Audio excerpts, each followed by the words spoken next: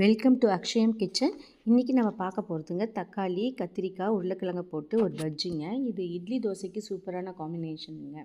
இது எப்படி செய்யுதுன்னு பார்க்கலாங்க. இதுக்கு உருளைக்கிழங்கு, கத்திரிக்காய், தக்காளி, ஒரு 1/4 கிலோ கத்திரிக்காங்க, ஒரு 1/4 கிலோ தக்காளி, ஒரு 4 உருளைக்கிழங்கு எடுத்துக்கலாங்க. இதுக்கு இது குக்கர்லேயே பண்ணிக்கலாங்க. குக்கரில் வச்சுங்க கொஞ்சமாக எண்ணெய் ஊற்றினா போதும். 1 ஸ்பூன் இல்லை 1.5 ஸ்பூன் எண்ணெய் ஊற்றினா போதுங்க. கடுகு போட்டு கடுகு நல்லா பொரிஞ்சு வந்ததுக்கப்புறங்க சீரகம் போடணும். சீரகம் நல்லா பொரிஞ்சு வரணுங்க. பொரிஞ்சு வந்ததுக்கப்புறம் பார்த்திங்கனாங்க இதில் பச்சை மிளகா போட்டுக்கலாங்க. நம்ம காரத்துக்கு தகுந்த பச்சை மிளகா. நான் பச்சை மிளகா செவந்த மிளகா போட்டிருக்கேங்க. ஒரு 4 பச்சை மிளகா இல்லை 5 பச்சை மிளகா போட்டுக்கலாங்க.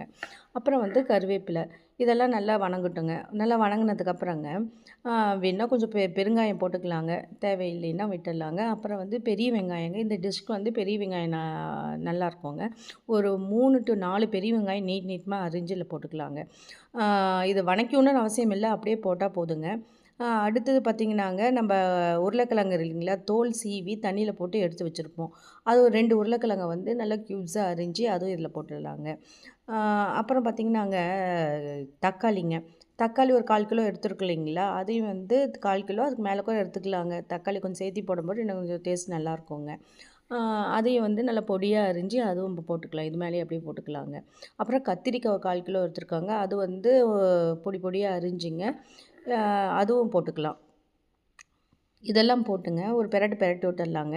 அப்புறம் பார்த்திங்கனாங்க இது இதுக்கு தகுந்த உப்பு நம்ம கல் உப்பு போட்டுக்கலாங்க. அப்புறம் மஞ்சத்தூளுங்க. அப்புறம் காரத்துக்கு பார்த்திங்கன்னா ஒரு 4 பச்சை மிளகா முன்னே போட்டிருக்கோம் இல்லைங்களாங்க. இப்போ சாம்பார் தூளுங்க 1 ஸ்பூனோ 1.5 ஸ்பூனோ உங்கள் காரத்துக்கு தகுந்த சாம்பார் தூள் போட்டுக்கலாங்க. அதுக்கப்புறம் பார்த்திங்கனாங்க தண்ணிங்க ஒரு சொம்பளவு தண்ணியில் ஊற்றிக்கலாங்க. ஊற்றிட்டு நல்லா ஒரு பெரட்டி விட்டுங்க. குக்கரை மூடி வச்சிடணும். மூடி வச்சு ஒரு 4 சவுண்டு விடணுங்க. 4 சவுண்டு விட்டதுக்கப்புறம் ஓப்பன் பண்ணி பார்த்தோமா இது மாதிரி வெந்திருக்கோங்க. தண்ணி தனியாக, காய் தனியாக, தனித்தனியாக தான் இருக்குங்க. இப்போ இது நல்லா ஒரு 2 நிமிஷம் கொதிக்க விட்டுட்டுங்க பிளெண்டரில் வச்சு நல்லா அடிச்சுக்கணுங்க. ரொம்ப நெகுன்னு அடிக்க வேண்டியது இல்லைங்க. ஓரளவு ஒரு 3/4 திட்டத்துக்கு அடிச்சுக்கலாங்க. கொஞ்சம் அங்கங்கே காய், வெங்காயம் இதெல்லாம் தெரியணுங்க. அப்போ தான் டேஸ்ட் நல்லாயிருக்குங்க. மறுபடியும் சிம்மில் வச்சு ஒரு கொதி விட்டுங்க. கை நிறைய கொத்தமல்லி தலையை எடுத்து போட்டு பெரட்டி எடுத்தோமா சூப்பரான கத்திரிக்காய், உருளைக்கிழங்கு, தக்காளி பஜ்ஜிங்க. இது சூப்பராக இருக்குங்க. இட்லி தோசைக்கு முறுவலாக தோசை ஊற்றி இது சாப்பிட்டாங்க. இட்லி நல்லா சாஃப்டாக மல்லிப்பூ இட்லிக்குள்ள இது சூப்பர் காம்பினேஷனுங்க. செஞ்சு பாருங்கள். குழந்தைங்களும் சாப்பிட்லாம், எல்லோரும் சாப்பிட்லாங்க. உருளைக்கிழங்கு பார்த்திங்கன்னா போட்டதே தெரியாது. அதனால் நல்ல ருசியாக இருக்குங்க. இது செஞ்சு பாருங்கள்.